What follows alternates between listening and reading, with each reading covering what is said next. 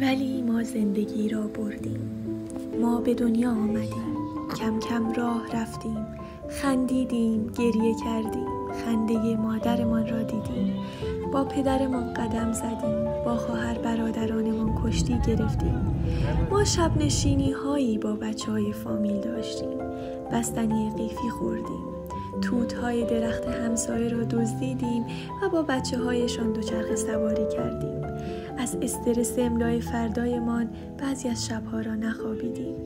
ما با دوستانمان شب را در خیابانها قدم زدیم تا صبح از داستانهایمان گفتیم، گاهی هم فیلم دیدیم، ریسک کردیم، سفر کردیم، خطا کردیم و به هدف زدیم. ما گاهی توانستیم، گاهی موفق شدیم، گاهی یاد گرفتیم، پذیرفتیم و گذشتیم. ما حداقل یک بار تا کله ظهر خوابیدیم و حداقل یک بار طلوع آفتاب را دیدیم. ما حداقل یک بار ماه را در کامل ترین حالت دیدیم و غرق لذت خیسی صورتمان با قطرات باران شدیم. بر روی برف داستان خودمان را ساختیم و مدهوش وزش یهویی نسیم در اوج گرمای تابستان شدیم.